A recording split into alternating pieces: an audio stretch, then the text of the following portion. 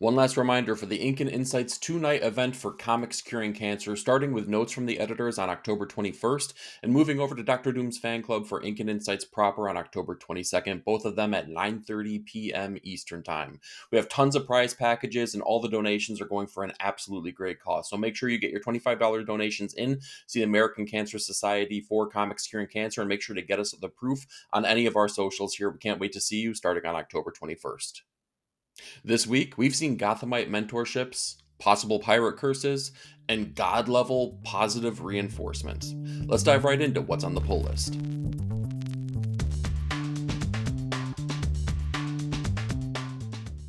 Jumping right in, we're going to start with Endeavour #1, written by Stephanie Phillips with artwork by Mark Laming.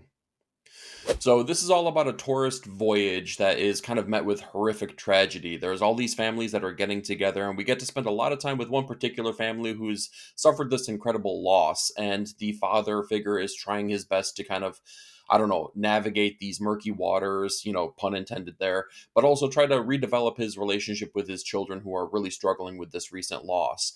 What happens, though, is that a mysterious disease kind of overtakes the ship, and all of the adults are kind of put aside here. They do not survive the experience, and the children are now the ones that have to man this ship.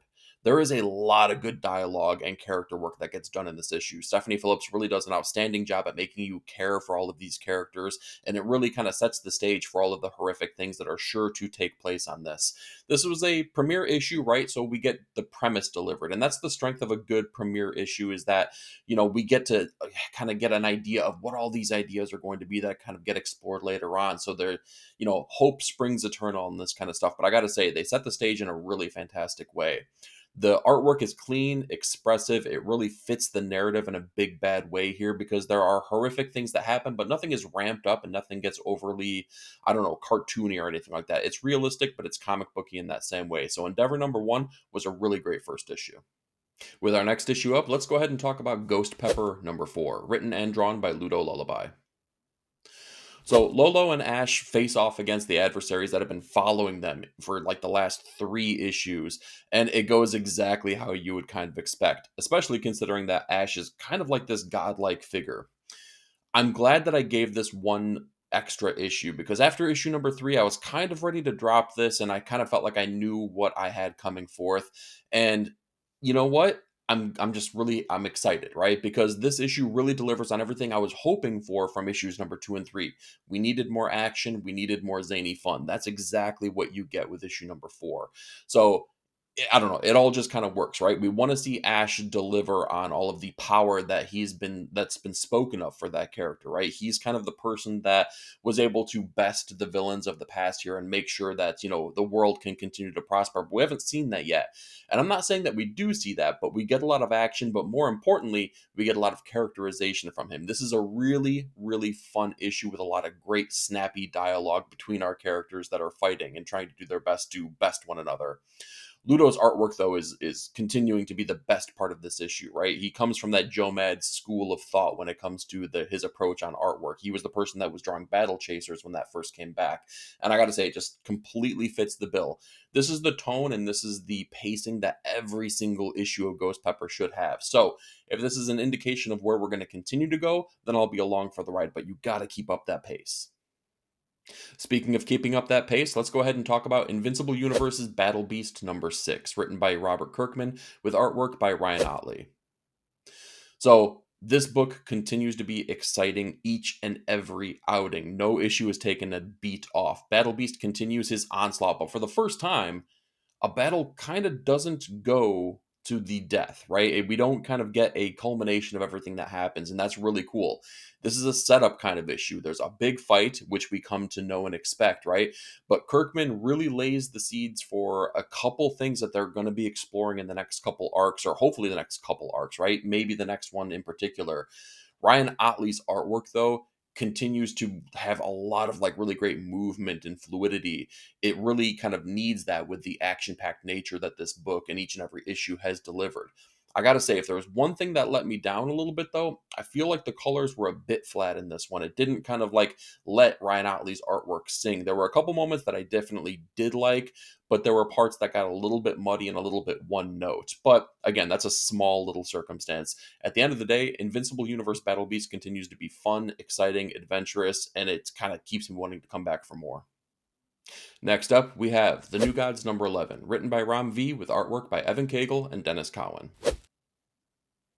So in this issue, Maxwell Lord is continuing to try his best to retain control over Kamal, this new god that everyone has trying to, has been trying to basically find and rescue, or at least, like make sure that he's not in the hands of Maxwell Lord. All the while, Apocalypse's forces are now coming down and raining upon their terror on the DC heroes. The strength of this issue really kind of falls on Cowan. I really loved the pages where he was doing all the artistic duties, and it was really focused on that Black Rider portion of the story. I think that there's a lot of ideas that they could play with on that. That's going to kind of help out, especially with the final issue. That's going to be the very next issue. Evan Cagle being back definitely did a lot artistically, but I feel like the parts that were action packed really kind of were, I don't know, out of pace, out of structure for what we've gotten previously. I was critical about the fact that we've had like 3 slower issues in a row. So I'm glad that they brought some action towards the end of this particular issue, but something still felt off. It didn't feel like a natural, cohesive kind of like motion that was getting into those events that were happening. So I don't know. It was an okay issue, but I feel like as the series has gone on, my interest level in the New Gods has been waning. All right, let's talk about Nightwing number 131, written by Dan Waters with artwork by Dexter Soy. With this being a lighter week, I wanted to dive back in and kind of see what a couple other series were doing that I had started off with but had fallen by the wayside. So I wanted to dive in here. And Nightwing was pretty fun. So we have Dick Grayson. He's kind of like mentoring a teenager who is kind of taken on and embodied the Kryptonian version of the Nightwing persona. So he is all powerful. He's kind of got like Superman type level powers, but still has the mentality of a teenager. And I think that Dick Grayson being a mentor figure really, really works out in a big bad way. I loved all of the arcs where he was kind of mentoring the other Robins, right? When he takes over the mantle of Batman and was definitely, he was the Batman for Damian Wayne's Robin character. So I like the relationship building that they have between that. My issue with this continues to be the artistic qualities. I like a lot of what Dexter Story brings to the story. However, the way that he draws faces, something doesn't work for me, and it feels really weird and off, and I can't quite put my finger on it. But something, again, subjectively for my personal enjoyment, doesn't work. So, minor gripe there. Overall, Nightwing was pretty good. I'm not sure if it gives me enough to make me want to dive back in. It did have that middle issue of an arc kind of feel, but that's also me jumping in at any given point, so I can't really critique that too much. We'll see. Maybe Nightwing stays on the pull list, maybe it doesn't. All right, let's talk One World Under Doom number 8, written by Ryan North with artwork by R.B. Silva. So the heroes continue their assault, their fight against Doom, and Doom has kind of like this discourse, right, with Val Richards, as she is trying to basically get into the head of her uncle and try to understand what his true intentions are. They had a great conversation in one of the earlier issues of the series, and now she's trying to level set with him and be like, okay, you told me one thing before. I'm not necessarily getting those feelings, and it's pretty clear to me that what you said previously cannot be the truth given what you're doing. This series, though, is stretched out farther than Mr. Fantastic himself. They're doing way more than they need to do with this. This should have been wrapped up as a 6-issue arc and just been done for the event. It is feeling so immaturely, I don't know, just stretched out. It's not giving me anything that I want here. Things feel very forced. The heroes feel very ridiculous, to be honest with you. And it's just, I don't know. It's making me feel stuck on this series, right? Because I feel like I'm giving negative feedback every single issue, but it's not giving me those positive notes that I could feel like I should be giving to a Marvel Comics event. So I'm kind of stuck here. I want to follow this through and I want to finish the series out, but we got 4 more issues here, and I've been it's not been working for me for a couple issues now. This one might be the last one that I end up reviewing. All right, let's talk Teenage Mutant Ninja Turtles Shredder number 2, written by Dan Waters with artwork by Michelle Bandini. So the Shredder investigates this dimensional bomb that's being created, and he's trying to look into, I don't know, who is responsible for it, who are the manufacturers for it, and what part does the Foot Clan actually have in developing this. Waters writes a really strong yet damaged Oroku Saki, and it really works out well for the character. I really like that. I don't know. He's a person, an individual with very little words, but his actions speak volumes. Really get that out of that character. But I like that we're getting to see it through the eyes of this agency who has kind of called him in to be their, basically their solution to the problem. The artwork delivers, but it doesn't bring that same energy that I get from something like Ferreira's TMNT, right? And maybe that's an unfair comparison to be making here. The artwork is very good, but like, I don't know, TMNT has really kind of set the standard for, I don't know, big, bold artwork. And I kind of want that more so out of the series. We get little pieces of it here, but I want it to be like really bold, really exciting, really pops off the page. That's what I'm looking for here. Overall, though, this is a very decent book. All right, let's talk The War number 3, written by Garth Ennis with artwork by Becky Cloonan. So this is the last of the reprinting of the short stories that were in the Hello Darkness series. It's the culmination of all the storyline that involves like this nuclear event, right? The basically destruction of the world, and nuclear fallout now has basically taken over everything. And we have our two survivors who were part of that friend group, and it was the one particular main character who is very outspoken and definitely has his opinions. He's the guy that everyone kind of rolls their eyes at. And Ennis spends a lot of the time within the head of that main character who's writing his diary and kind of, I don't know, really replacing those conversations with his inner monologue and his inner dialogue to himself. And it's really interesting how no matter what events happen in the world, including the end of the world, he kind of feigns the growth of his character, even though all of these things are happening. He's so basically up his own ass that he can't see the forest from the trees. All of that builds to the culmination of, another group of survivors trying to take over his home. Conversations are had between them because they are they're also impacted by nuclear sickness. And his wife, who was previously pregnant, makes some decisions here that don't really line up with what would be healthy for her, if that makes any sense.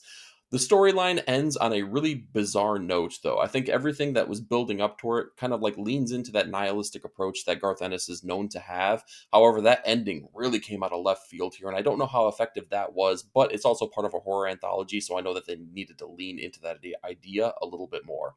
Overall, The War, I think, was a really good story altogether here. The ending, though, kind of let me down. Next up, let's talk Wonder Woman number 26, written by Tom King with artwork by Daniel Sampier. So Wonder Woman gets to go toe to toe, finally, with the Mouse Man. And this is kind of what this whole arc has been building towards. It's an appropriately creepy issue. Daniel Samperi's artwork really delivers on all of those things. I think that when he's on art, he can make almost anything work. I'm so glad that the dialogue moves away from the Mouse Man knows kind of, thing that they've been doing for a couple issues now. We get kind of a full-fledged issue, and we really get to see a lot of the things happening that we needed to see from those other previous issues. So Wonder Woman gets to go toe-to-toe with him. We get a little bit more on the backstory of the island and how Mouse Man really came into power. So it was really fun stuff there. I think, again, the strength of this book, though, is Daniel Samperi. Without him, I probably would have dropped it with these previous two issues. Now maybe we're building and we're going to get out of the Mouse Man part of this arc. We'll see where they can go from here. Overall, though, decent issue, not great. And with my runner-up pick of the week, let's talk Racer X number 2, written by Mark Russell with artwork by Nuno Platti. So this is kind of cool. It's kind of running on parallel tracks, the Racer X, with the Speed Racer ongoing, and we get kind of a new viewpoint, right? We kind of get this Rashomon-like effect where we're seeing the same events that take place within Speed Racer, but now through Racer X's eyes. So we get that new perspective. And I really, really dig that. I think that it's great to see what Racer X is dealing with and how he is viewing these things transpire, knowing that his identity is, only a secret so much as it is within the story. But if you are following along with that story, the readers obviously know exactly who this is and what the familial aspects are. But I think that Mark Russell does a great job at delivering all of the heartfelt emotion behind that character and why he is helping out Speed as much as he is, and where he is kind of like still looking in on his family and seeing what he can do and how he could be, beneficial to them, especially his father, who is now in the hospital after suffering that heart attack. Great stuff here. I think that Plotty's artwork, again, really sings, really kinetic, really dynamic, right? And that's what you need out of this story when it, revolves around these race cars and all the races that happen here. There's still gritty, kind of thick line work on there, which I think is a really great juxtaposition from what we see out of Speed Racer. Racer X definitely did the trick for me. And with my top comic of the week, let's talk Absolute Flash number 8, written by Jeff Lemire with artwork by Travis Moore. I didn't see this one coming at all, but this was a really fun issue of Absolute Flash. In fact, I think it might be the best issue so far. It's all a flashback, and we get to spend a lot of time with Barry Allen, and we kind of see how he, kind of came into working with this organization, how he started, investigating the idea of the Speed Force.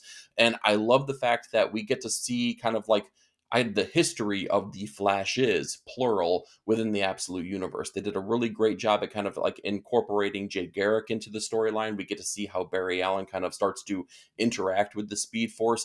And I love the fact that this was all kind of like culminated. This was all kind of started with the idea from this character who is almost like a Terrence McKenna kind of like energy, right? He is kind of like outside of the norm when it comes to what you think of as a scientist. That was a really cool touch by Jeff Lemire that I really enjoyed. On top of that, Travis Moore's artwork here really fit the bill. I liked what they did with the characterization, and I like that it really kind of still fit in with the Nick Robles approach on the characters. It felt in pace with what they were doing in those previously. On top of that, the characterization, the interactions between Barry Allen and Wally West really kind of like made me care for the relationship that they may have as the series goes on. I really like what they were doing there. This issue really kind of did it, and I was totally surprised, but I gotta say, it was worthwhile of Top Comic of the Week. So that's what I've got for you this week, but I'm more curious. What did you read, and what were your thoughts? Do me a favor, like, share, and subscribe, and be part of the panel. Leave me a comment down below. Thank you so much for watching. We'll talk to you next week.